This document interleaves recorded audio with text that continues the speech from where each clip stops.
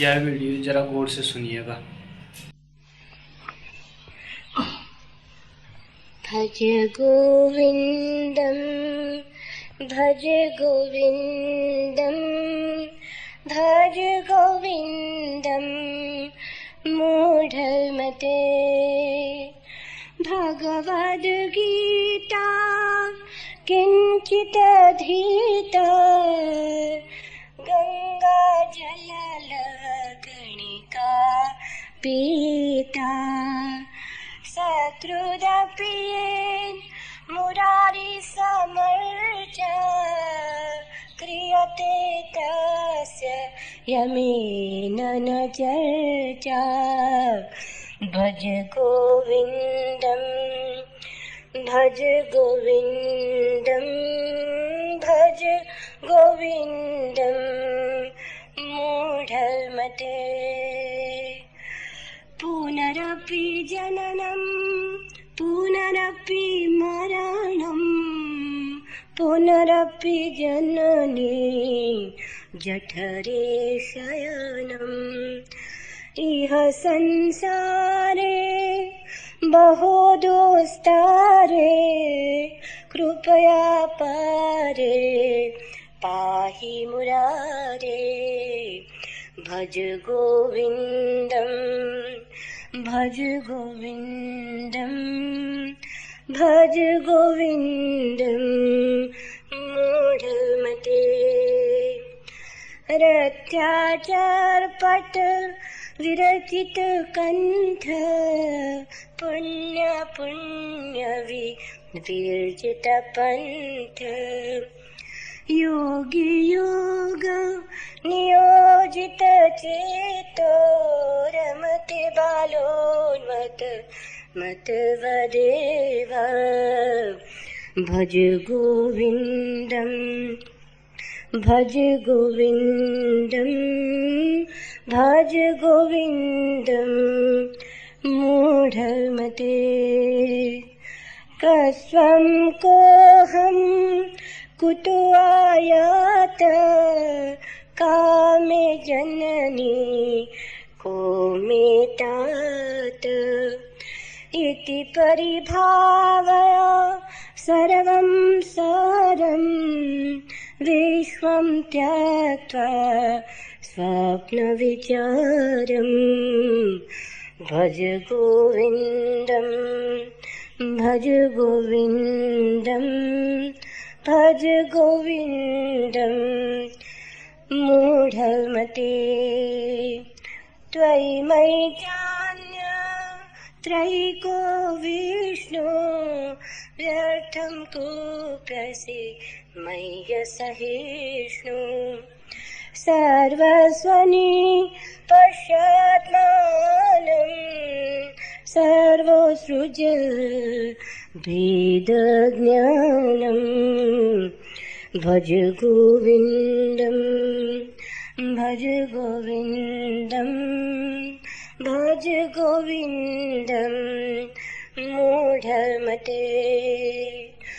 शत्रु मित्रे पुत्रे बन्धो मा कुर्यात्तं विग्रहसन्धौ।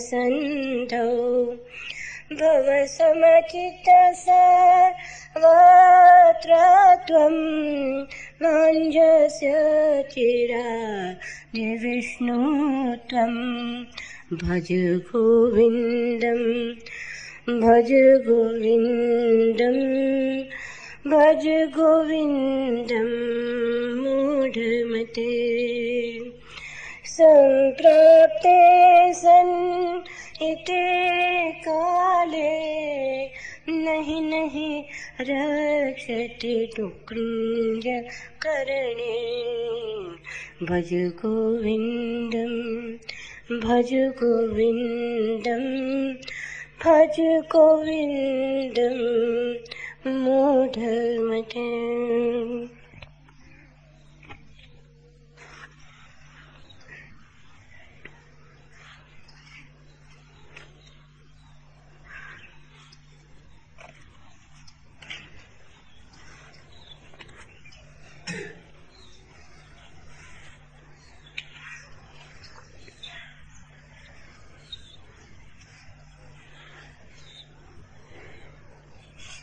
मैंने एक कथा सुनी। एक ततैया ने विशाल भवन के बाहर खिड़की के पास अपना घर बनाया। सर्दियों में ततैया सोती, विश्राम करती, गर्मियों में उड़ती, नाचती, फूलों से पराग इकट्ठा करती। प्रसन्न चित्त थी, आनंदित थी। पर ततैया बड़ी विशिष्ट थी, विचारक थी, सोचती बहुत, और दूसरी ततैयों को बड़े निंदा के भाव से देखती, क्योंकि उनका जीवन बस वासना का जीवन था। विचार की कोई झलक भी उन्हें नहीं मिली, चिंतन मनन उन्होंने जाना नहीं, शास्त्रों से उनकी कोई पहचान नहीं। जिस भवन के बाहर वो रहती थी, अक्सर उसमें भीतर भी प्रवेश करती, उड़ती। वो भवन उसे बड़ा प्यारा था। उस भवन में आने जाने वाले लोगों से उसे ज्यादा आत्मीयता मालूम होती थी, क्योंकि वे भी विचारक थे, चिंतक थे। भवन वस्तुतः एक बड़ा ग्रंथालय था। अध्यापक आते, साहित्यकार आते, दार्शनिक आते, कवि आते, ऐसे ही लोगों का वहां आगमन था। ततैया को अक्सर लोग बाहर भगा देते, फिर भी वो लौट लौट आती। धीरे धीरे उसने पढ़ना लिखना भी शुरू कर दिया। बच्चों के विभाग से शुरू किया और जल्दी ही वो दर्शन की बड़ी बड़ी मोटी किताबें पढ़ने लगी। विज्ञान और काव्य के बड़े शास्त्रों में प्रवेश करने लगी। उसकी अकड़ बढ़ती गई। अब तो दूसरी ततैयों को देखना भी उसे बर्दाश्त न था। वे सब उसे नारकीय मालूम होने लगी। उसका अहंकार विक्षिप्त हुआ जा रहा था। अब तो रात और दिन विचार ही चलते रहते थे। वो पुराने दिनों का आनंद, धूप में नाचना, वृक्षों के चक्कर काटना, हवाओं में पर तौलना, सब उसे भूल गया। अब अधिकतर वो बैठी ही रहती, सोचती, विचारती, बड़े गहन चिंतन में लीन होती। संसार किसने बनाया, क्यों बनाया, अस्तित्व कहां से आया, कहां जा रहा है, ऐसे अनूठे प्रश्नों ने उसके हृदय में घर कर लिया। एक दिन उड्डयन विज्ञान की एक किताब को पढ़ते वक्त वो बड़ी मुश्किल में पड़ गई। लिखा था उस किताब में, एरोडायनेमिक्स की किताब में, कि ततैया का शरीर उसके परों से बहुत ज्यादा वजनी होता है। ततैया को वस्तुतः नियमानुसार उड़ना नहीं चाहिए। उसके पर छोटे हैं, कमजोर है, शरीर वजनी है और बड़ा है। वो तो घबरा गई। अब तक उसे पता ही न चला था कि उसका शरीर बड़ा है और पर छोटे। आज पहली दफा पता चला। और जो शास्त्र में लिखा हो उसे इनकार करना तो संभव नहीं। जो वैज्ञानिकों ने कहा हो उसके विपरीत तो चलना संभव नहीं। वो बड़ी उदास हो गई। उस दिन वो अपने छत्ते तक उड़ के ना आ सकी, पैदल चलती हुई आई। विज्ञान के विपरीत उड़ना कैसे संभव? भारी उदास हो गई। अब तो हिलना डुलना भी उसने बंद कर दिया। यद्यपि अब भी वो देखती दूसरी ततैयां उड़ती, चक्कर काटती हवा में, फूलों के पास जाती, लेकिन मन ही मन में वो उनके प्रति दया खाती कि ये सब अज्ञानवश उड़ रही। काश इन्हें पता होता, काश इन्होंने विज्ञान जाना होता, तो ये सब उड़ना बंद हो जाता। ततैया उड़ कैसे सकती है? उसके पंख छोटे हैं, शरीर बड़ा है। लेकिन एक दिन ऐसा हुआ कि एक पक्षी ने अचानक झपट्टा मारा वो ततैया का सुबह का नाश्ता कर लेना चाहता था। घबराहट में शास्त्र भूल गया, ततैया उड़ गई। जब दूर जाके एक झाड़ी में उतरी, थोड़ा होश लौटा, घबराहट बंद हुई, तब उसने सोचा कि ये क्या हुआ, ततैया उड़ नहीं सकती और मैं उड़ी तो जरूर ही कोई अवरोध मेरे मन में, कोई ब्लॉक जो कि मेरी उड़ने की स्वाभाविक क्षमता को रोक रहा था, संकट में, भय के कारण, खतरे के कारण टूट गया है। ये मन के अवरोध के संबंध में भी उसने मनोविज्ञान की किताब में पढ़ा था। लेकिन उस दिन से वो उड़ने लगी। उस दिन से उसने शास्त्र ज्ञान छोड़ दिया। उस दिन से वो फिर ततैया हो गई स्वाभाविक। उस दिन से उसके मन में दूसरी ततैयों के प्रति निंदा चली गई, ज्ञान से मुक्त हो गई। उसी दिन उसने स्वभाव को अनुभव किया। धर्म ज्ञान से भी मुक्ति है और उसी मुक्ति में परम ज्ञान है। शास्त्र तुम्हें पंगु करने को नहीं, तुम्हें उड़ने की क्षमता देने को है। और जिन शास्त्रों ने तुम्हें पंगु किया हो, जानना कि तुम गलत समझे, तुमने व्याख्या में कहीं कोई भूल कर ली। जिन शास्त्रों ने तुम्हें उदास किया हो, समझना कि तुम चूक गए, तुम कुछ का कुछ समझ गए। जिन शास्त्रों ने तुम्हारे उड़ने की, बहने की स्वाभाविक क्षमता छीन ली हो, वे शास्त्र तुम्हारे मित्र नहीं, तुमने उन्हें शत्रुओं में परिणत कर लिया।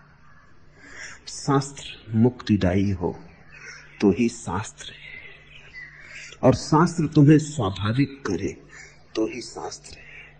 और शास्त्र तुम्हें दूसरों के प्रति निंदा से ना भरे, वरन उनके भीतर भी छिपे हुए परमात्मा की अनुभूति कराए, तो ही शास्त्र है। शंकर के वचन बड़े महत्वपूर्ण हैं। जिसने किंचित भी गीता पढ़ी, किंचित को ख्याल रखना, जिसने किंचित भी गीता पढ़ी और गंगा जल की एक बूंद भी पी ली और मुरारी की थोड़ी सी अर्चना की, उसकी यमराज क्या चर्चा कर सकता है। गीता तो तुमने बहुत पढ़ी, ये देश गीता तो हजारों साल से पढ़ रहा है। गीता तो प्रत्येक व्यक्ति के जवान पर है, प्रत्येक व्यक्ति आकंठ गीता से भरा है। लेकिन मुक्ति तो कहीं दिखाई नहीं पड़ती, सिर्फ मृत्यु दिखाई पड़ती है। और शंकर कहते हैं जिसने किंचित भी गीता पढ़ी, मृत्यु उसकी विसर्जित हो गई। जिसने जरा सा भी स्वाद ले लिया है परमात्मा का, एक बूंद भी गंगा जल की जिसके कंठ में उतर गई, तुम तो स्नान कर आए हो, एक बूंद भी गंगा जल की जिसके कंठ उतर गई, जिसने थोड़ी सी भी अर्चना की, तुमने तो कितनी पूजा की, कितने पाठ किए, कितने यज्ञों में सम्मिलित हुए, कितने मंदिरों के द्वार पर सिर पटके, मंदिरों के द्वार के पत्थर घिस गए हैं तुम्हारे सिर के पटकने से, लेकिन तुम्हारे जीवन में कोई क्रांति घटित नहीं हुई। कहीं कोई मौलिक चूक हो गई, कोई बुनियादी भ्रांति। किंचित भी मुक्तिदायी है, लेकिन समझ में आए तो, अन्यथा पूरा शास्त्र भी कारागृह बन जाएगा। एक शब्द भी छोड़ा सकता है, अन्यथा शब्द ही तुम्हारे छाती पर पहाड़ बन जाएंगे। शास्त्र नहीं मुक्त करता, समझ मुक्त करती है। और समझ तुम्हें पैदा करनी पड़ेगी, शास्त्र नहीं देता। इससे थोड़ा समझ लो। समझ तुम्हें पैदा करनी पड़ेगी, तो ही शास्त्र सार्थक होगा।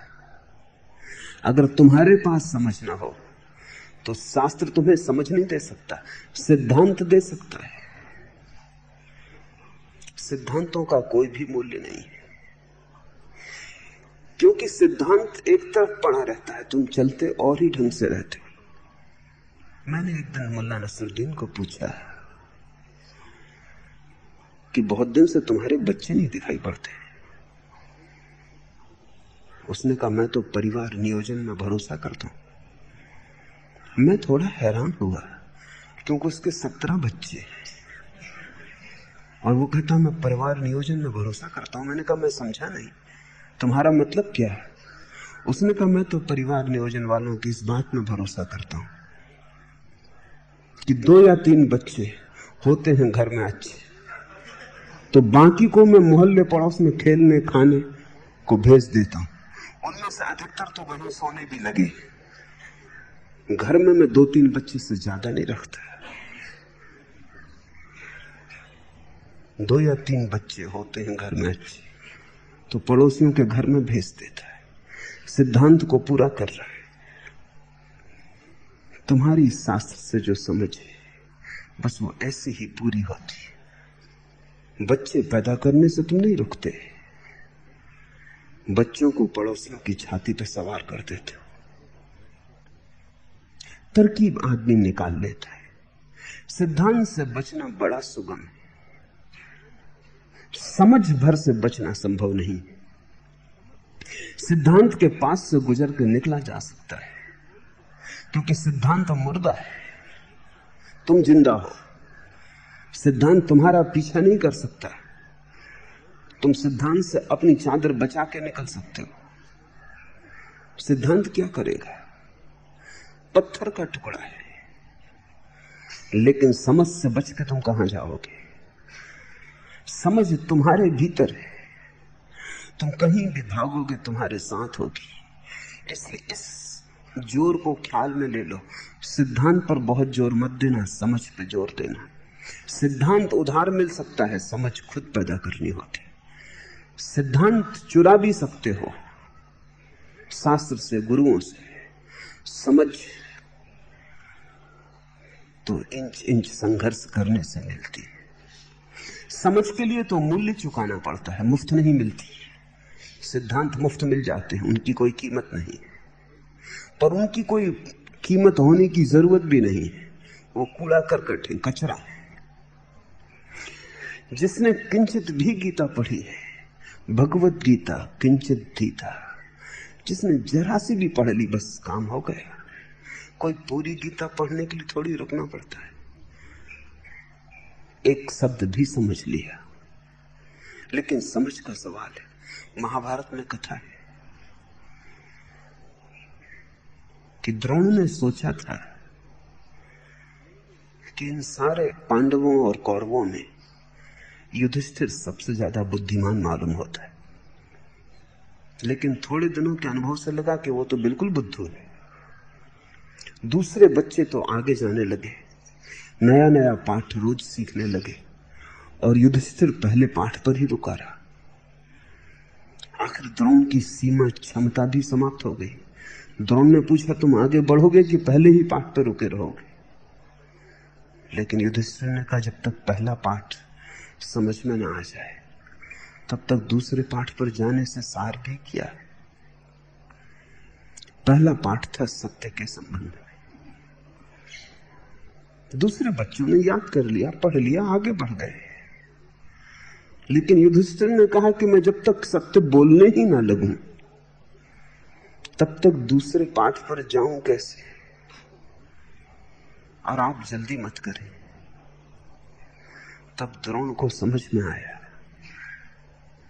खुद युधिष्ठिर की इस मनोदशा को देख के द्रोण को पहली दफा समझ में आया कि सत्य के आगे और पाठ हो भी क्या सकता है। तब उन्होंने कहा तू जल्दी मत कर, तू पहला पाठ ही पूरा कर ले तो सब पाठ पूरे हो गए। फिर दूसरा पाठ और है कहां?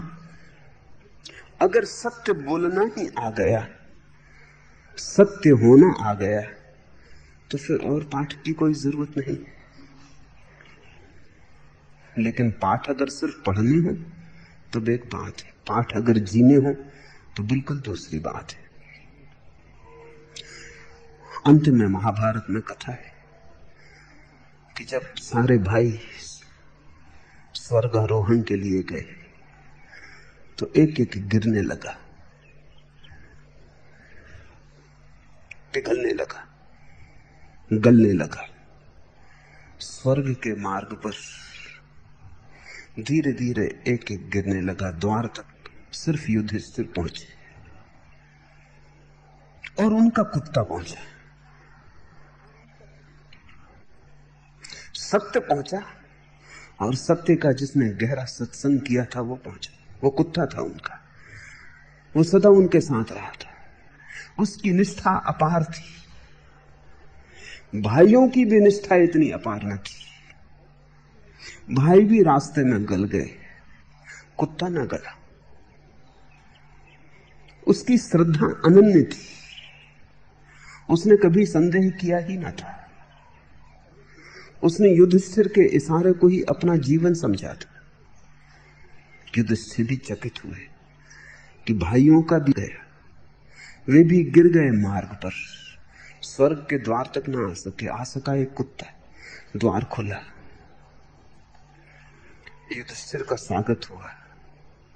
लेकिन द्वारपाल ने कहा, कृपा आप ही भीतर आ सकते हैं, कुत्ता ना आ सकेगा। कुत्ता कभी इसके पहले स्वर्ग में प्रवेश भी नहीं पाया, आदमी ही मुश्किल से पाते। तो युधिष्ठिर ने कहा, फिर मैं भीतर ना आ सकूंगा। जिस कुत्ते ने मेरा इतने दूर तक साथ दिया, जहां मेरे भाई भी मेरे साथी ना हो सके, संगी ना हो सके, जिसकी श्रद्धा ऐसी अनन्य है, जो मेरे साथ इतने दूर आया, उसका साथ मैं न छोड़ सकूंगा। अन्यथा मैं कुत्ते से भी गया बीता हुआ। जिसने मेरा साथ दिया उसका साथ मैं दूंगा। द्वार तुम बंद कर लो। तब सारा स्वर्ग हंसने लगा। भीड़ इकट्ठी हो गई देवताओं की और उन्होंने कहा, भीतर आए। और तब गौर से देखा, युधिष्ठिर ने तो कुत्ता न था, स्वयं विष्णु थे। वो परीक्षा थी, वो परीक्षा थी। अगर युधिष्ठिर उस समय कुत्ते को भूल जाते और भीतर प्रवेश कर देते तो स्वर्ग चूक जाता। वो परीक्षा थी, प्रेम की, श्रद्धा की, अनन्य भाव की। एक ही पाठ युधिष्ठिर ने सीखा, सत्य। उतना काफी हुआ, उतना स्वर्ग तक ले जा सका। अर्जुन को सीखने में बड़ी देर लगी। पूरी गीता कृष्ण ने कही तो भी संदेह उठते चले गए। युधिष्ठिर ने सिर्फ एक पाठ सीखा जीवन में, वो छोटा सा पाठ था सत्य का। गुरु तक को शक हुआ कि ये थोड़ा मंद बुद्धि मालूम होता है, पहले ही पाठ पे अटका है। लेकिन फिर समझ में आया कि पहले पाठ के आगे और पाठ कहां है। जिसने एक पाठ भी सीख लिया उसने सब सीख लिया। तुम सीखने की ज्यादा दौड़ में मत पड़ना, उसमें तुम वंचित हो जाओगे। किंचित धीता, जरा सा भी बोध परमात्मा का आ गया, परमात्मा का गीत थोड़ा सा भी सुनाई पड़ गया, एक कड़ी भी कान में पड़ गई, एक शब्द भी हृदय तक उतर गया, तो वही बीज बन जाएगा, फूटेगा, वृक्ष बनेगा। तुम अनंत सुगंध से भर जाओगे। एक बीज में सब कुछ छिपा है। पंडित कोरे के कोरे रह जाते, गीता कंठस्थ हो जाती है, गीत सुनाई नहीं पड़ता। शब्दों से मस्तिष्क भर जाता है, हृदय भीगता नहीं। दोहरा सकते हैं गीता को, आंख में एक आंसू नहीं उतरता, प्राण में कोई स्वर नहीं बजता, पैर में कोई थिरक नहीं आती, पत्थर की तरह मुर्दे की भांति, यंत्र की भांति दोहरा देते। भीतर सब अछूता ही रह जाता है, रेखा भी नहीं पड़ती, छाया भी नहीं पड़ती। इसलिए शंकर कहते हैं जिसने किंचित भी गीता पढ़ी है, इस गीता से कोई श्रीमद् भगवत गीता का संबंध नहीं है, क्योंकि जिसने किंचित भी कुरान पढ़ा है वो भी पहुंच जाएगा, जिसने किंचित भी बाइबल पढ़ी है वो भी पहुंच जाएगा, और जिसने न बाइबल पढ़ी है, न कुरान पढ़ा है, न गीता पढ़ी है, किंचित भी जीवन पढ़ा है, वो भी पहुंच जाएगा। जोर है इस बात पर कि जिसने थोड़ी अपनी समझ जगाई है, जिसने जाग कर देखा है, जो सोया सोया नहीं जिया, जिसने आंखें खोली और जीवन को पहचाना है। जरा सा भी, जरा सा छोर हाथ में आ जाए, फिर सारा स्वर्ग हाथ में। एक किरण को भी तुम पकड़ लो, पूरा सूरज तुम्हारे हाथ में।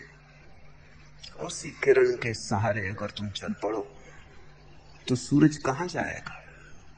तुम अंधेरे घर में बैठे हो, खपड़ों के छेद से जरा सी एक किरण उतर रही, उस किरण में पूरा सूरज छिपा है। तुम उसके सहारे ही चल पड़ो, तुम सूरज तक पहुंच जाओगे। पूरे सूरज को घर में उतारने की जरूरत भी नहीं है, उतने ज्यादा का करोगे क्या, अपच हो जाएगा। तो ध्यान रखना, कहीं ऐसा ना हो कि तुम शास्त्र को इकट्ठा करने में लग जाओ, अन्यथा शास्त्र तुम्हारा कारागृह बन जाएगा। उससे तुम्हारे पंख उन्मुक्त न होंगे, न तुम्हारे प्राण नाचेंगे, न तुम स्वाभाविक हो सकोगे। शास्त्र के कारण जितने लोग अस्वाभाविक हो जाते हैं उतने और किसी कारण से नहीं होते। अगर तुम समझ सको तो मैं तुमसे कहना चाहूंगा, शास्त्र के कारण जितने लोग अधार्मिक हो गए उतने किसी और कारण से नहीं। जितने शास्त्र बढ़ते गए उतना आदमी अंधा होता गया है, क्योंकि उसे लगता है कि सब समझ तो किताब में रखी है, पढ़ लेंगे किताब और समझ हाथ आ जाएगी। काश समझ इतनी सस्ती होती तो सारी दुनिया समझदार हो गई होती। गीता घर घर में है, बाइबल कुरान घर घर में है, क्या कमी है? समझ बिल्कुल नहीं। और शास्त्र जितना उपलब्ध हो जाता है उतना ही तुम चेष्टा छोड़ देते हो। ध्यान रखना, सिद्धांतों के जंगल में मत भटक जाना।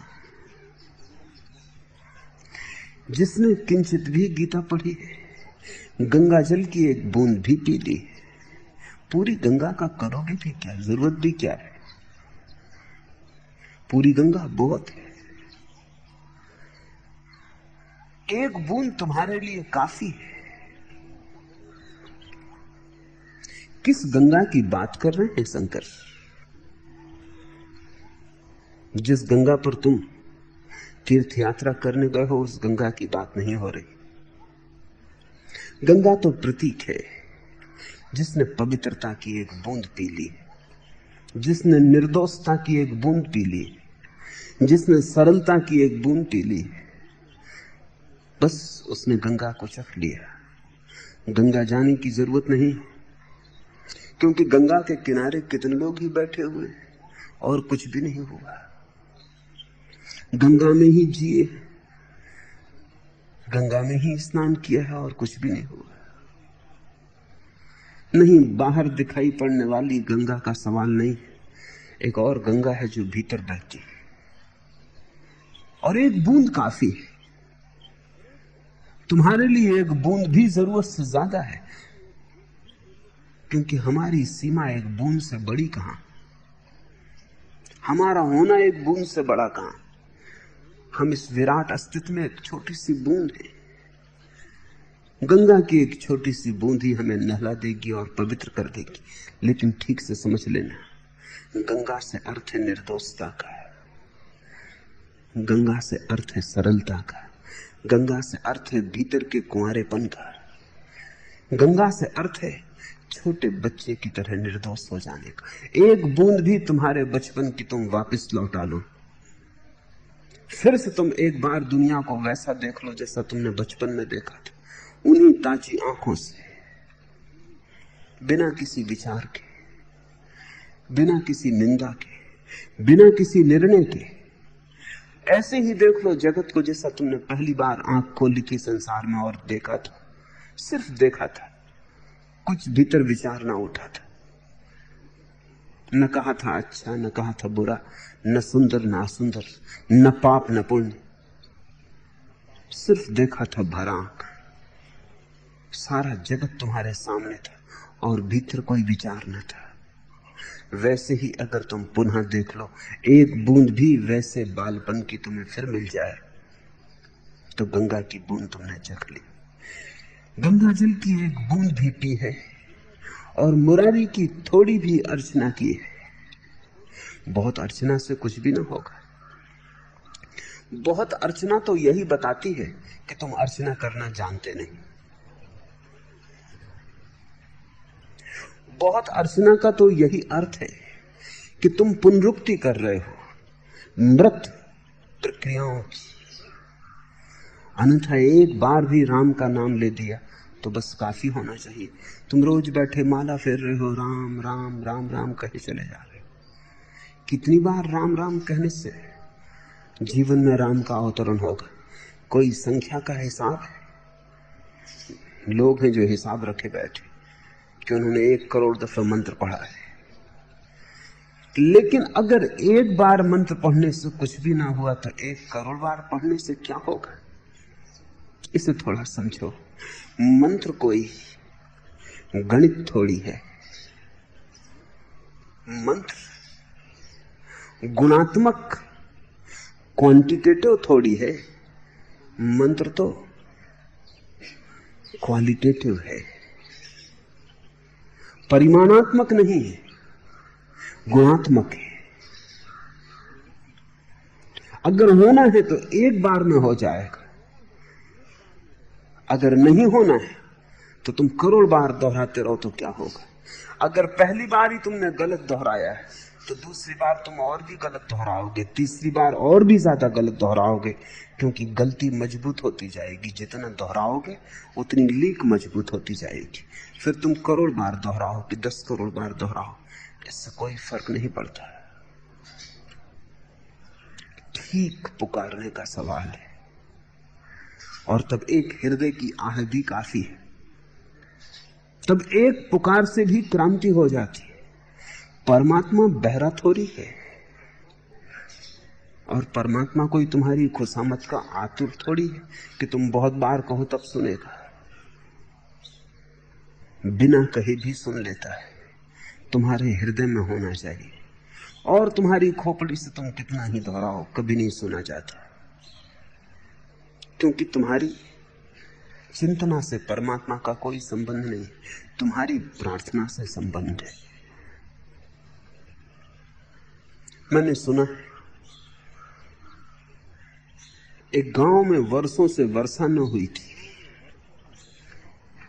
तो सारा गांव मंदिर में इकट्ठा हुआ था प्रार्थना करने को। एक छोटा बच्चा भी मंदिर जा रहा था प्रार्थना के लिए। सारे लोग रास्ते में उसका मजाक करने लगे।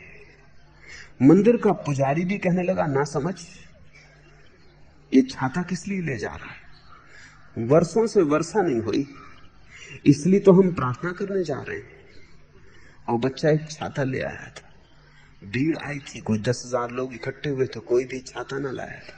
उस बच्चे ने कहा, मैं इसलिए छाता ले आया कि जब हम प्रार्थना करेंगे तो वर्षा जरूर होगी, लौटते ही छाते की जरूरत पड़ेगी। लोग हंसने लगे। उन्होंने कहा, पागल हुआ। अब सवाल यह है कि इन लोगों की प्रार्थना का कोई परिणाम होगा? इस एक छोटे बच्चे की प्रार्थना का परिणाम भर हो सकता था। इसका भरोसा था गहन। ये छाता लेके आया था, इसे प्रार्थना पे जरा भी शक न था। प्रार्थना इसकी बड़ी गहन श्रद्धा थी। लेकिन इस बच्चे के भी मन को उन बड़े लोगों ने संदेह से भर दिया। उन्होंने कहा जा घर छाता रखा, कहीं ऐसे वर्षा हुई, प्रार्थना करने जा रहे हैं। लेकिन भरोसा नहीं कि प्रार्थना से वर्षा होने वाली है। तो फिर प्रार्थना क्यों करते हो? नास्तिक होना बेहतर है, लेकिन ईमानदार होना जरूरी है। आस्तिकता का क्या मूल्य है अगर बेईमान है? तुमने कितनी बार प्रार्थना की, लेकिन तुमने भरोसा किया था कि पूरी होगी, फिर प्रार्थना पूरी नहीं होती तो तुम कहते हो हम तो पहले से ही जानते थे कि कहीं प्रार्थना पूरी होने वाली। तुमने कितनी बार मंदिर के द्वार खटखटाए, लेकिन कभी तुमने हृदयपूर्वक खटखटाए? कभी तुमने संपूर्ण मन से खटखटाए, या संदेह को लेकर ही गए थे? अगर संदेह को लेकर ही गए थे, न जाना उचित था, कम से कम ईमानदारी तो थी। जाके तुमने किसको धोखा दिया? जाके तुमने अपना ही नुकसान किया, क्योंकि जाके तुम्हारी प्रार्थना ही टूटी और कुछ भी ना हुआ। और अगर बार बार प्रार्थना टूटे तो धीरे धीरे आत्म श्रद्धा खो जाती, आत्मविश्वास खो जाता है, अपने पर भरोसा खो जाता है। फिर प्रार्थना ओंठों से होती, प्राणों से नहीं होती। मुरारी की थोड़ी सी भी अर्चना जिसने की है, थोड़ी सी काफी है। शंकर का जोर समझ लेना, मात्रा का सवाल नहीं कि तुमने कितनी की, गुण का सवाल है कि तुमने कैसे की है।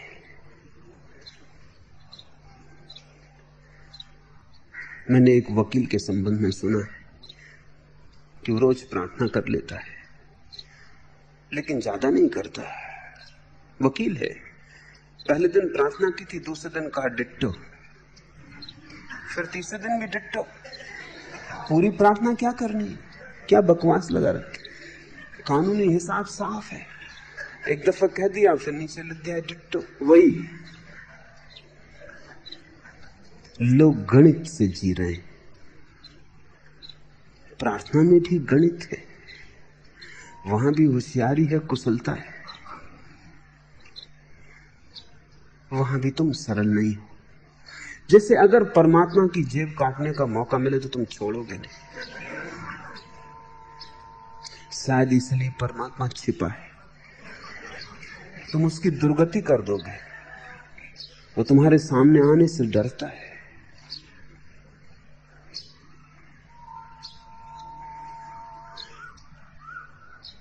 सरलता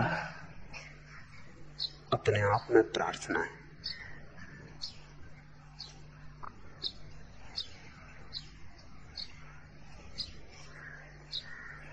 जिसने थोड़ी सी भी अर्चना की है, उसकी यमराज क्या चर्चा कर सकता है। जिसने जरा भी प्रार्थना का स्वाद सीख लिया, मृत्यु के पार हो गए। मरते वही है जो भयभीत, भय मारता है। मरते वही है जो अहंकारी है, अहंकार की मृत्यु होती। मरते वही है जिन्होंने जीवन को जाना नहीं। जिन्होंने जीवन को जरा सा भी जान लिया है, फिर कैसी मृत्यु। फिर यमराज के घर तुम्हारी चर्चा नहीं होती, तुम्हारी चर्चा बंद हो जाती, तुम उसके हिसाब के बाहर हो गए।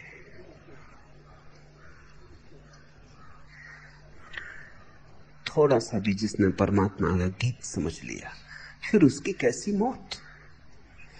फिर तुम जैसे हो ऐसे चाहे न रहोगे, लेकिन तुम्हारा जो अंतरतम है वो सदा रहेगा। तुमने जिस बुद्धि से विचार किए हैं शायद वो न रहेगी, तुमने जिस शरीर से भोग किया है शायद वो न रहेगा, लेकिन जिस अंतरतम से तुमने श्रद्धा की है उसे मिटाने का कोई उपाय नहीं। श्रद्धा शाश्वत है, क्योंकि श्रद्धा तुम्हारा आत्यंतिक आखिरी अंतरतम है। वहां तक मृत्यु कभी प्रवेश नहीं की और कभी प्रवेश नहीं कर सकती। वहां तुम शाश्वत हो, सनातन हो, वहां तुम स्वयं परमात्मा हो। जिसने परमात्मा को चाहा है, पुकारा है, उसने जल्दी ही पा लिया कि जिसे मैं पुकारता था वो मेरे भीतर छिपा है। वो किसी मंदिर में नहीं मिलता, स्वयं के भीतर मिलता है। वो किन्हीं पहाड़ों पर नहीं छिपा है और न चांद तारों में छिपा है। रूस का पहला अंतरिक्ष यात्री यूरी गागरिन जब वापस लौटा तो रूस तो नास्तिक देश है। जो पहली बात लोगों ने उससे पूछी वो ये थी कि ईश्वर मिला चांद पर? उसने कहा मैंने बहुत गौर से देखा, कहीं कोई ईश्वर नहीं मिला। लेनिनग्राड में एक बहुत बड़ा म्यूजियम बनाया गया है जिसमें मनुष्य जाति के इतिहास में नास्तिकता से संबंधित सभी वस्तुएं इकट्ठी की गई। उस म्यूजियम की दीवार पर यूरी गागरिन के अक्षर पत्थर में खोद के रखे गए कि मैंने चांद पर जाके देख लिया, अंतरिक्ष में देखा, परमात्मा कहीं भी नहीं। परमात्मा अगर अंतरिक्ष में होता है तो यूरी गागरिन को मिल जाता। लेकिन यूरी गागरिन भी गलत है और तुम भी गलत हो, क्योंकि तुम भी सोचते हो कि वो कहीं बाहर है। आस्तिक भी गलत है और नास्तिक भी गलत है, क्योंकि आस्तिक भी सोचता है कहीं आकाश में परमात्मा बैठा है, और नास्तिक भी सोचता है कि अगर आकाश में बैठा है तो खोज लेंगे, आज नहीं कल पूरा आकाश भ्रमण कर लेंगे, और जब आकाश में न पाएंगे तब। यूरी गागरिन को खुद में खोजना चाहिए,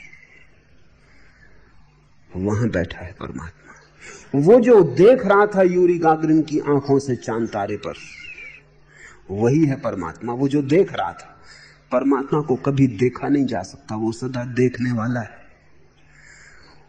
उसे तुम देखने की वस्तु नहीं बना सकते, वो तुम्हारे भीतर छिपा देख रहा है। जो देख रहा है वही परमात्मा है। वो सदा दृष्टा है, उसे तुम कभी दृश्य नहीं बना सकते। लेकिन जिसने थोड़ा भी जीवन का गीत सुना, उसको ही मैं भगवत गीता कहता हूं। कृष्ण ने जो गीत गाया है अर्जुन के सामने, वो तो उसी परम गीत की एक कड़ी है, उस जीवन के गीत की एक कड़ी है। वो तो उसी का छोटा सा टुकड़ा है, लेकिन वो गीत वृक्ष वृक्ष में लिखा है, चट्टान चट्टान पर खुदा है, सागर की लहर लहर में उसी की खबर है, आकाश की शून्यता में उसी का मौन है, झरनों के कलकल नाद में उसी का गीत है। तुम्हारी आंखों से वही देख रहा है, तुम्हारे कानों से वही सुन रहा है, तुम्हारे हृदय में वही धड़क रहा है, उसके अतिरिक्त और कुछ भी नहीं है। जिसने परमात्मा का जरा सा भी गीत समझ लिया, जिसने जीवन की थोड़ी सी भी पहचान कर ली, जिसने सरलता की एक बूंद पी ली, जिसने थोड़ी सी भी अर्चना की है। अर्चना का अर्थ है जिसने थोड़ी भी घुटने टेके हैं अहंकार के और जो झुका है, जिसने थोड़ा भी अपना सिर नवाया है। ख्याल रखना, सवाल ये नहीं है कि किसके सामने नवाया है, नवाया है, बस यही सवाल है। तुमने मस्जिद में नवाया है, ठीक। तुमने मंदिर में नवाया है, बिल्कुल ठीक। तुमने गुरुद्वारा में नवाया है, बिल्कुल ठीक। तुम जाके चट्टान के सामने झुका दो, तुम वृक्ष के सामने झुको या तुम कोरे आकाश के सामने झुको, कोई फर्क नहीं पड़ता। झुकने में असली सवाल है।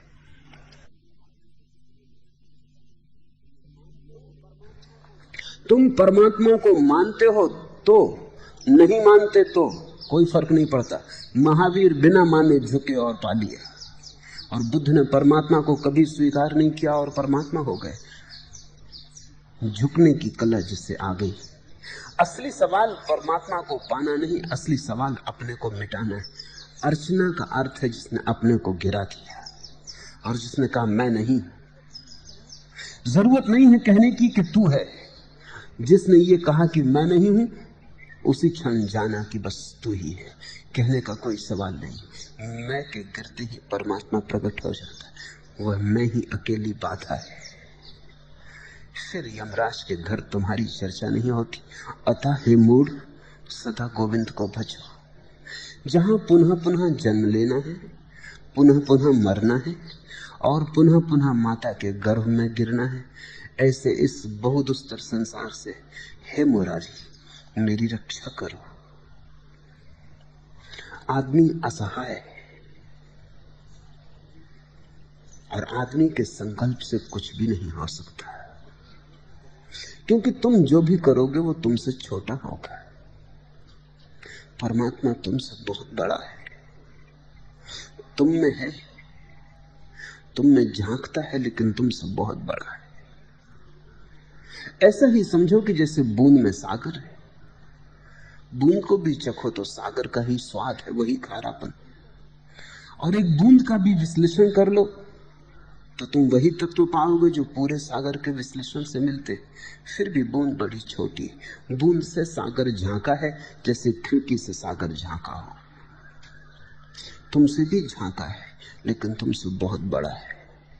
खिड़की से देखा गया आकाश, बूंद में छिपा सागर, बीज में छिपा वृक्ष, ऐसा परमात्मा तुमसे झांका है। तुम अपने प्रयास से उसे न पा सकोगे, तुम्हारा प्रयास बड़ा छोटा है, मुट्ठी में आकाश बांधने की चेष्टा है। तुम उसकी कृपा से ही पा सकोगे। इसलिए शंकर कहते हैं हे मुरारी मेरी रक्षा करो। मैं अपने आप तो डूब जाऊंगा, तुम बचाओगे तो ही बच सकूंगा। मेरे हाथ में कोई बल नहीं मालूम पड़ता, मेरी शक्ति बड़ी छोटी है। मैं विचार भी करूंगा तो क्या विचार करूंगा, मैं सोचूंगा भी तो क्या सोचूंगा। सब सोच विचार मेरा ही होगा। तुम अज्ञात हो, तुम विराट हो, तुम्हें पाने के लिए तुम्हारी ही सहायता की जरूरत है। इसलिए भक्त निरंतर आकांक्षा कर रहा है कि उसका सहारा मिले। जिस दिन तुम उसका सहारा मांगने लगोगे उसी दिन तुम पाओगे सहारा मिलने लगा, क्योंकि तुम बड़े होने लगे, तुम्हारा सिकड़ाव टूटने लगा, तुम फैलने लगे। जिस दिन तुम विराट जीवन का सहारा मांगते हो उसी क्षण तुम विराट होने लगे, उसी क्षण तुम्हारा छोटापन मिटने लगा। तुमने निमंत्रण दे दिया, आ जाओ। तुम्हारे निमंत्रण भर की देर है। बुद्ध ने कहा है कि मैं सोचता था मैं सत्य को खोज रहा हूं, लेकिन जब पाया तब मुझे पता चला कि सत्य भी मुझे खोज रहा था। सत्य भी तुम्हें खोज रहा है, परमात्मा भी तुम्हें खोज रहा है, तुम्हें टटोल रहा है, लेकिन तुम निमंत्रण नहीं देते। अगर कभी भूल चूक वो तुम्हारा हाथ भी हाथ में ले ले तो तुम हाथ छोड़ देते हो। तुमने कभी छोटे बच्चों को देखा है? बाप छोटे बच्चे का हाथ पकड़ के बाजार ले जा रहा है, बाप पकड़े लेकिन बच्चा छोड़े हुए हाथ, क्योंकि वो स्वतंत्र होना चाहता है। वो चाहता छोड़ो हाथ तो मैं खुद चलूं। बाप पकड़े हुए लेकिन छोटा बच्चा हाथ छोड़े हुए, वो किसी तरह परेशान है कि तुम छोड़ो किसी तरह मेरा हाथ, तो वो खुद दौड़ना चाहता है। करीब करीब आदमी की हालत ऐसी है, परमात्मा तो हाथ पकड़े हुए, अन्यथा आदमी जी भी नहीं सकता। वही श्वास ना ले हम में तो हम श्वास कैसे लेंगे? वही हम में न धड़के तो हम जिएंगे कैसे? लेकिन हमारी चेष्टा ये है कि हम अपने बल खड़े हो जाएं। अहंकार की सदा चेष्टा यही है कि मैं किसी तरह पूरी तरह स्वतंत्र अपने पैर पर खड़ा हो जाऊं, किसी के सहारे की कोई जरूरत ना रहे। सहारा मांगने में बड़ी दीनता मालूम होती है। इसलिए जैसे जैसे मनुष्य का अहंकार बढ़ता गया है वैसे वैसे अर्चना खो गई, पूजा खो गई, प्रार्थना खो गई। तुमने कभी ख्याल किया कि मंदिर में तुम झुकते हो तो थोड़ी बेचैनी सी अनुभव होती कि कोई देखे ना? तुम घुटने टेकते हो, तुम हाथ जोड़ते हो तो तुम देख लेते हो कि कोई देख तो नहीं रहा आसपास, किसी को पता न चल जाए। तो लोग कहेंगे अरे तुम और घुटना टेके बैठे हो, तुम और सिर झुका रहे हो। अहंकार को बड़ी चोट लगती है, लोग सिर झुकाने में डरने लगे। भयभीत होने लगे। इससे ज्यादा दुर्भाग्य की और कोई घड़ी नहीं हो सकती थी, क्योंकि जीवन में जो भी विराट है वो तुम्हारे झुकने से पैदा होता है। यह हालत ऐसी हो गई कि जैसी प्यास तुम्हें लगी है और नदी में तुम खड़े हो लेकिन झुक नहीं सकते। तुम चाहते हो नदी तुम्हारे होंठों तक आ जाए, नदी बही जा रही है, लेकिन तुम्हें झुकना पड़ेगा, अंजलि भरनी पड़ेगी, सिर झुकाना पड़ेगा, हाथ झुकाने पड़ेंगे, पानी भरना पड़ेगा, तो ही प्यास बुझ सकेगी। लेकिन कैसे तुम झुको? तुम्हारी रीढ़ अकड़ गई, अहंकार झुकने नहीं देता। अधिक लोग परमात्मा को इंकार करते हैं इसलिए नहीं कि उनको पता चल गया है कि परमात्मा नहीं, वे इंकार करते हैं सिर्फ इसलिए कि अगर परमात्मा है तो फिर झुकना पड़ेगा।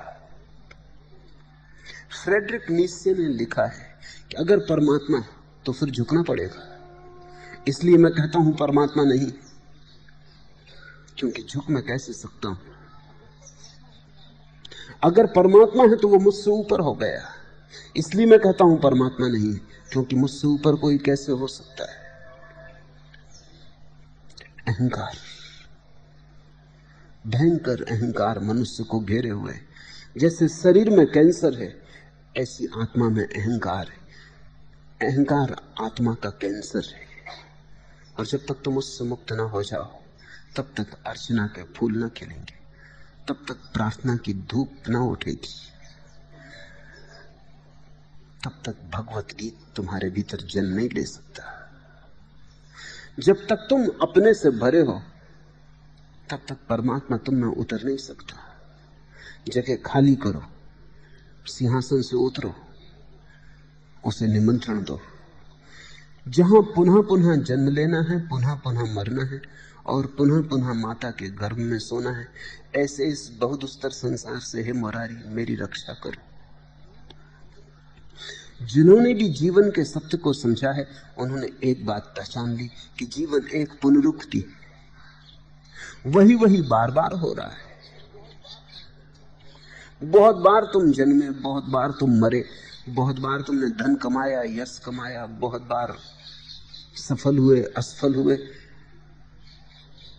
लेकिन तुम ऐसे ही घूम रहे हो जैसे गाड़ी का चाक घूमता है। वही चाक घूमता चला जाता है, वही आरा फिर ऊपर आ जाता है, फिर नीचे चला जाता है, फिर वही आरे ऊपर आ जाते हैं। इस पुनरुक्ति से मुक्त होने की आकांक्षा स्वाभाविक है, क्योंकि पुनरुक्ति सिर्फ उबाने वाली है। हमने संसार को इसलिए चक्र कहा है, दुष्ट चक्र कहा है, क्योंकि उसमें हम एक से ही घूमते चले जाते हैं, कुछ भी नया नहीं होता। तुम कल भी वैसे ही जिए थे जैसे तुम आज जियोगे, परसों भी वैसे ही जिए थे, आने वाले कल भी ऐसे ही जियोगे। वही शाम, वही सुबह, वही क्रोध, वही लोभ, वही मोह, वही जन्म, वही मौत दोहरता चला जाता है। निश्चित ही हमारे भीतर बड़ी गहरी मूढ़ता होनी चाहिए, तभी हम जागते नहीं, अन्यथा में होश आ जाएगा कि वही वही हम दोबारा क्यों किए जा रहे हैं। इतने बार करके जब कुछ भी नहीं मिला, तो कितनी ही बार करें कुछ भी न मिलेगा। इस चक्र के बाहर निकलना जरूरी, इसलिए पूर्व में, विशेषकर भारत में, आवागमन से कैसे मुक्ति हो जाए इसकी महान आकांक्षा पैदा हुई। ऐसी आकांक्षा संसार में कहीं भी पैदा नहीं हुई। पश्चिम में इस्लाम, ईसाईयत, यहूदी धर्म इस आकांक्षा से प्रेरित नहीं। वे चाहते हैं स्वर्ग मिले। स्वर्ग का अर्थ है इस जीवन में जो दुख है वो तो ना हो, और जो सुख है वो सब हो। स्वर्ग इसी जीवन के सुखों का विस्तार है। लेकिन भारत में एक बड़ी अनूठी आकांक्षा पैदा हुई, वही भारत की विशेषता है, मोक्ष की आकांक्षा। मोक्ष की आकांक्षा स्वर्ग की आकांक्षा नहीं है। मोक्ष की आकांक्षा का अर्थ है कि ना अब दुख चाहिए ना सुख, बहुत भोग लिए दोनों में कुछ सार ना पाया, अब दोनों से मुक्ति चाहिए। दोनों से मुक्ति की आकांक्षा बड़ी अनूठी खोज। इसलिए मोक्ष शब्द को अनुवाद करना दुनिया की किसी भी भाषा में संभव नहीं। स्वर्ग संभव है, नरक संभव है, लेकिन मोक्ष अनूठा शब्द है। दुनिया की किसी भाषा में ऐसा कोई शब्द नहीं, हो भी नहीं सकता, क्योंकि शब्द तो पीछे आते हैं, पहले आकांक्षा आती, अनुभव पहले आता है, तब शब्द बनते हैं। मोक्ष का अनुभव भारत की अपनी अनूठी खोज है। इससे ऊपर कोई खोज न गई है और न जा सकती, क्योंकि सुख से भी केवल मुक्त हो जाने की आकांक्षा उनमें ही हो सकती है जिन्होंने सुख को पूरी तरह जान लिया और पाया कि ये भी दुख की ही एक शक्ल है, दुख का ही एक ढंग है, दुख का ही धोखा है, ये दुख की ही तरकीब है। गली के चीथड़ों से जिसकी कंथा बनी है, पुण्य और पाप के विचार से जिसका मार्ग मुक्त है, योग में जिसका चित्त नियोजित है, ऐसा योगी कभी बालक की तरह क्रीड़ा करता है और कभी उन्मत्त की तरह।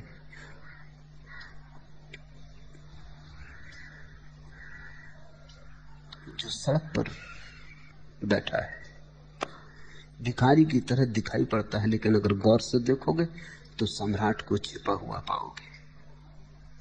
क्योंकि तुम्हारे सम्राटों में अगर तुम गौर से देखोगे तो भिखारी को छिपा हुआ पाओगे। उनकी मांग अभी जारी। एक मुसलमान फकीर हुआ फरीद, उसके गांव के लोगों ने फरीद से कहा कि अकबर तुम्हें इतना मानता है, तुम अगर उससे कहो तो वो एक मदरसा गांव में खोल दे। फरीद कभी अकबर से कुछ मांगा न था, फकीर मांगता ही नहीं, फकीर देता है।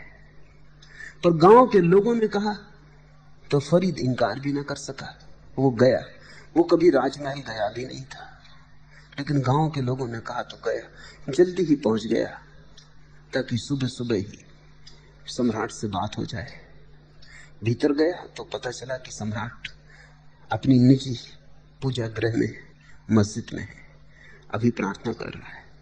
तो फरीद ने कहा तो और भी अच्छा है, प्रार्थना के बाद ही सीधा कह दूंगा। तो वो जाके पीछे खड़ा हो गए। अकबर को पता नहीं। अकबर ने प्रार्थना पूरी की, दोनों हाथ आकाश की तरफ उठाए और कहा, हे परमात्मा, तूने मुझे जो दिया है वो काफी नहीं, अभी और पाने को बहुत शेष। तेरी कृपा हो, मेरे राज्य को बढ़ाकर, मेरे साम्राज्य को फैला, मेरे धन को, मेरे यश को बढ़ाकर। फरीद तो भरोसा न कर सका। अकबर इतना बड़ा सम्राट, इतना बड़ा साम्राज्य कम लोगों के हाथ में रहा है, अभी भी मांग रहा है, अभी भी भिखमंगा भीतर से गया नहीं। सोचा उसने कि जब ये अभी खुद ही मांग रहा है तो इससे मांगना उचित नहीं है, क्योंकि एक मदरसा में कुछ तो खर्च लगेगा, उतनी और कमी हो जाएगी बेचारे को।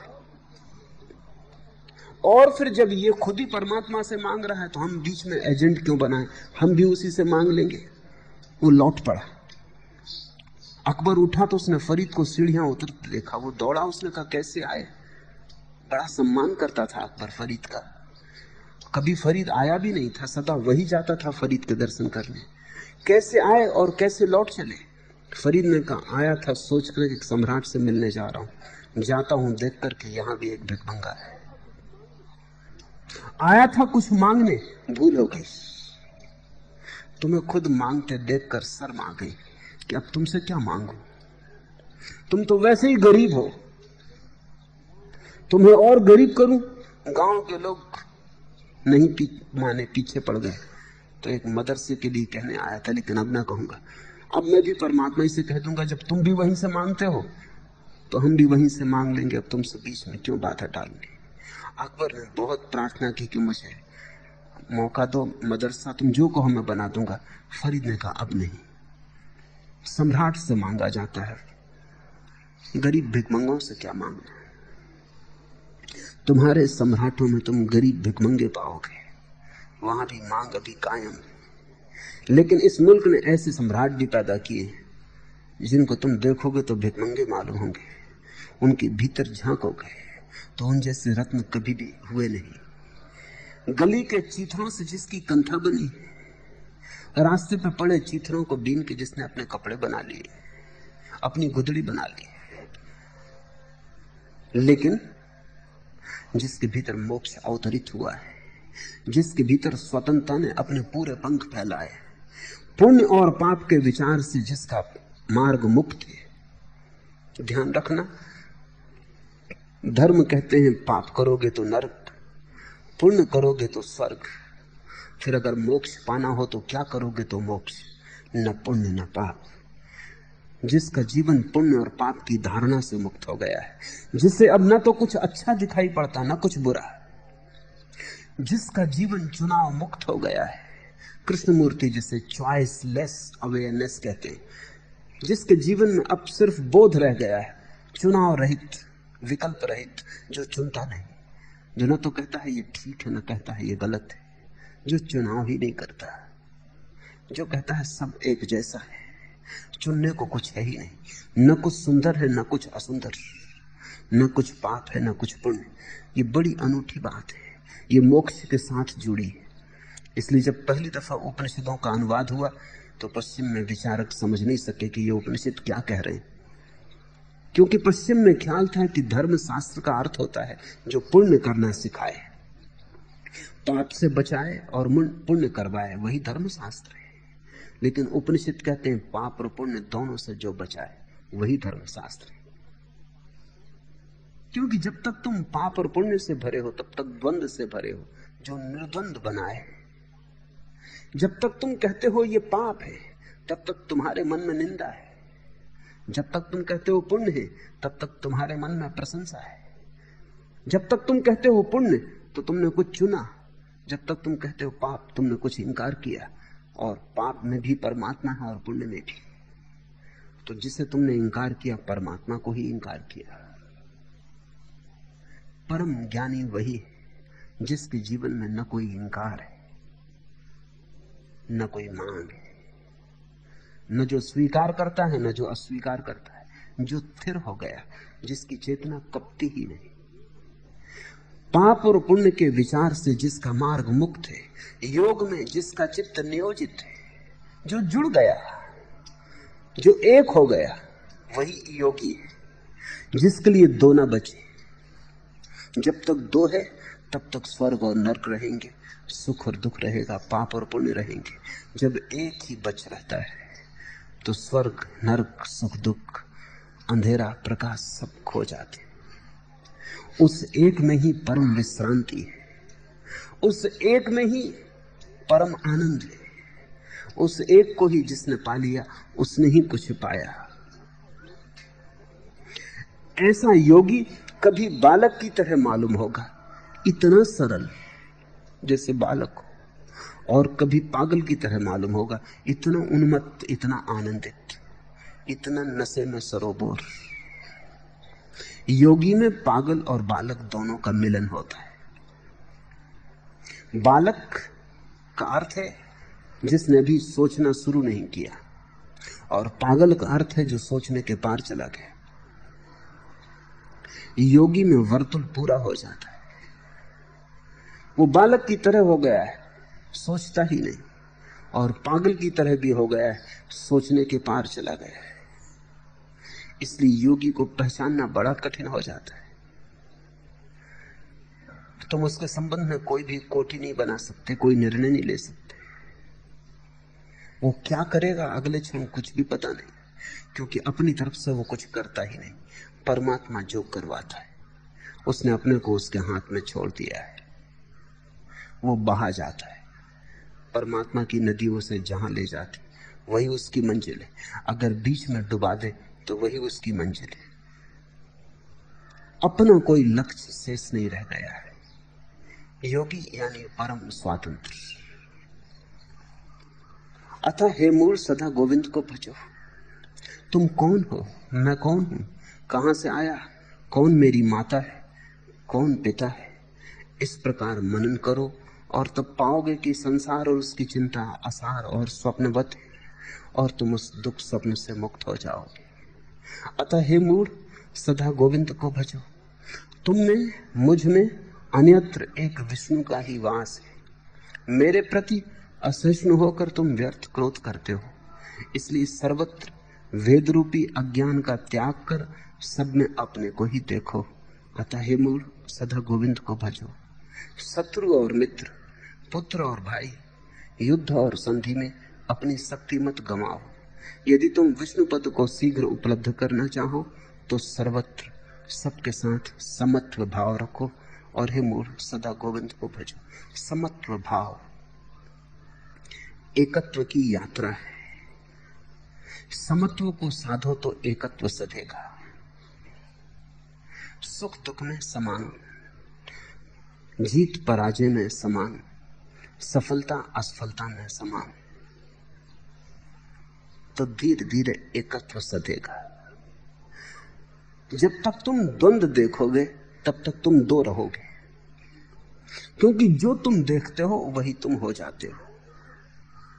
जब तुम द्वंद्व ना देखोगे, जब तुम द्वैत ना देखोगे और एक ही दिखाई पड़ने लगेगा, मित्र में और शत्रु में, शुभ में अशुभ में, पाप में पुण्य में, नरक में स्वर्ग में, अच्छे में बुरे में, अभिशाप में वरदान में, एक ही दिखाई पड़ने लगेगा, तो तुम एक होने लगोगे। क्योंकि जो तुम देखते हो वही तुम हो जाते हो। दर्शन ही तुम्हारा स्वभाव बन जाता है। इसलिए दो को देखने से बचना ही सारी साधना है।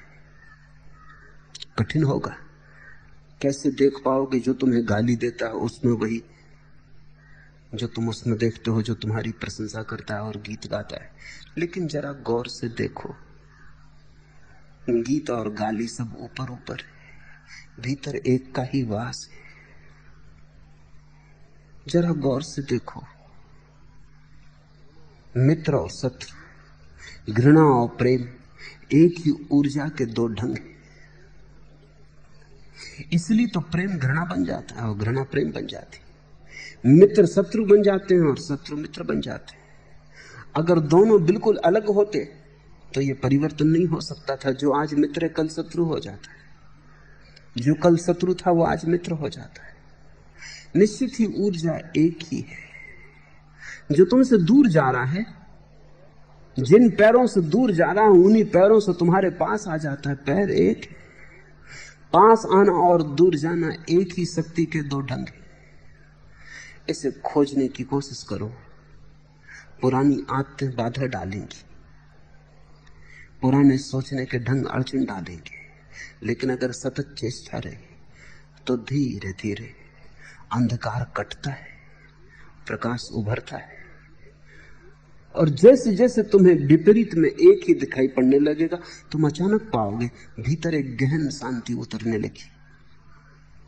कोई परिपूर्ण तुम्हारे भीतर आने लगा। तुम वही नहीं रहे जो कल तक थे। तुम्हारे घर में किसी नई चेतना का आवाज शुरू हो गया। जब दो मिट जाते और एक रह जाता है, तभी तुम पात्र बनते हो परमात्मा के लिए। तब तुम तैयार हो, और परमात्मा तो सदा ही तैयार था।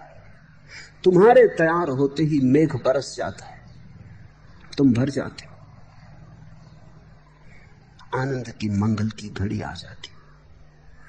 लेकिन दो से बचना है, दो से जागना है और एक की धारा को पकड़ना है। समत्व को साधो, एकत्व उपलब्ध होगा। दो में कोशिश करके देखते रहो, बस यही तुम्हारा ध्यान बन जाए, यही तुम्हारी साधना हो। सफलता आए तब गौर से देखना कि ये भी असफलता ही है। जल्दी ही असफलता कहीं छिपी होगी और आती होगी। और जब असफलता आए तब बहुत परेशान मत हो जाना। गौर से देखना, कहीं सफलता छिपी होगी और आती ही होगी। एक ही सिक्के के दो पहलू। जब एक आ गया तो दूसरा ज्यादा दूर नहीं हो सकता। और जब सफलता असफलता मालूम होने लगे, असफलता सफलता मालूम होने लगे, भेद गिर जाए, अभेद पैदा हो, तो तुम्हारा द्वार परमात्मा के लिए खुला। परमात्मा सदा पास है, तुम ही अपने भेद के कारण दूर बने हो।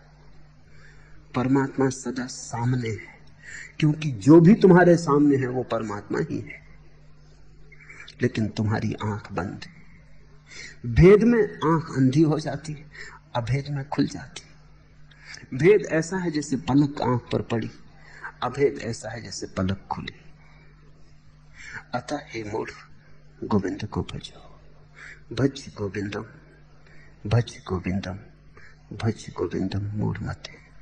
आज इतने।